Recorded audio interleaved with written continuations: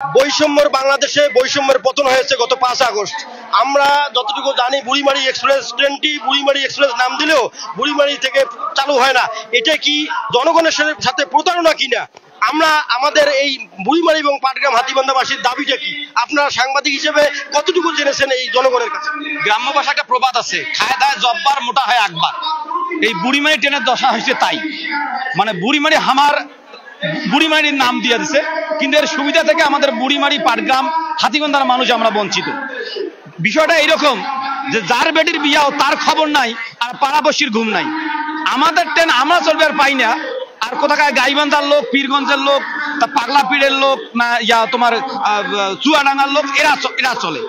অর্থাৎ 5 তারিখে বৈষম্যের বিরুদ্ধে যে আন্দোলন হলো ঠিক আছে, কিন্তু লালমনিরহাটের মানুষ বৈষম্যের শিকার। শুধু এক্ষেত্রে নয়, আপনি যে শুধু বুড়িমারি এক্সপ্রেস ট্রেনের ক্ষেত্রে বলবেন তা না। আজকে তিস্তা মহাপরিকল্পনা, দক্ষিণ অঞ্চলে নিজের টাকায় পদ্মা সেতু হলো, দক্ষিণ অঞ্চলের ভাগ্যের পরিবর্তন হলো, কিন্তু আমাদের তিস্তা মহাপরিকল্পনার যে মূলা, এই যে মূলা ঝুলায় রাখছে, আমাদের আর তিস্তা মহাপরিকল্পনা বাস্তবায়ন হচ্ছে না।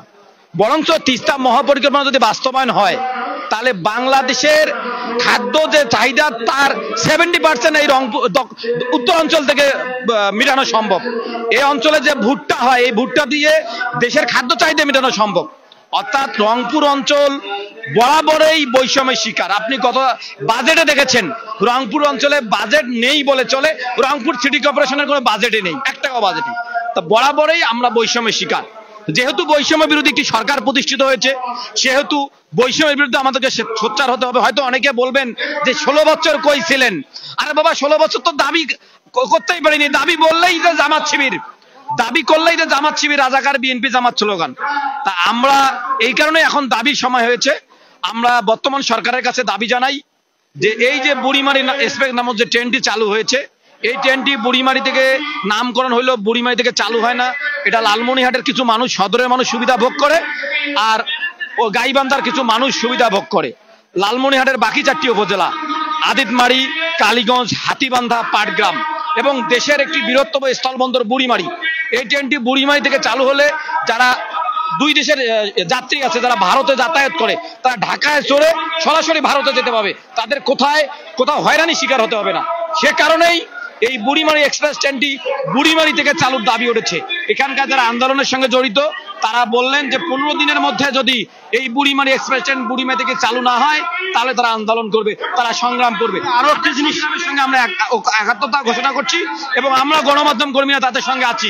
এই বুড়িমারি ট্রেন বুড়িমারি থেকে চালু করতে জন্য জেল, জুলুম, মামলা, হামলা, এমন যদি রক্ত দিতে হয় আমরা রক্ত দিব, তবু বুড়িমারি এক্সপ্রেস ট্রেনটি বুড়িমারি থেকে চালু। আমরা আরেকটি জিনিস এই আন্দোলনের ছাত্রছাত্রীদের কাছে জানতে পারলাম, ঢাকা থেকে বুড়িমারি এক্সপ্রেস ট্রেনটি যদি রাত 12টায় লালমনিরহাট আসে, ঠিক সেই মুহূর্তে যদি কোনো নারী যাত্রী লালমনিরহাট স্টেশনে নামে, তাহলে তার নিরাপত্তাটি কে এই দায়ভার নেবে যদি তার কোনো দুর্ঘটনা? সে তো অবশ্যই। এই বুড়িমারি এক্সপ্রেস ট্রেন দিয়ে বুড়িমারি মানুষের সঙ্গে ফাজলামো করা হচ্ছে। আমি তো বলছি যে বুড়িমারি এক্সপ্রেস ট্রেন বুড়িমারি থেকে একদিন এসে মুলাটাকে চলে গেছে, এটা লালমনিরহাটে মানুষের সঙ্গে ফাজলামো করছে। এই ফাজলামোর প্রতিবাদ করতে হবে এবং এই ফাজলামোর জবাব দিতে হবে। এই ফাজলামোর জবাব দেওয়ার সময় হয়েছে, এই ফাজলামোর প্রতিবাদ করার সময় হয়েছে। সে কারণেই বুড়িমারি এক্সপ্রেস ট্রেন বুড়িমারি থেকে চালু করতে হবে, এটি আমাদের স্পষ্ট কথা। বুড়িমারি এক্সপ্রেস যদি বুড়িমারি থেকে চালু না হয় আমরা অবশ্যই কঠোর আন্দোলন থেকে কঠোর করবো এবং বাধ্য হবে এই বুড়িমারি এক্সপ্রেস থেকে চালুর জন্য। ধন্যবাদ আসাদুজ্জামান সাজুকে।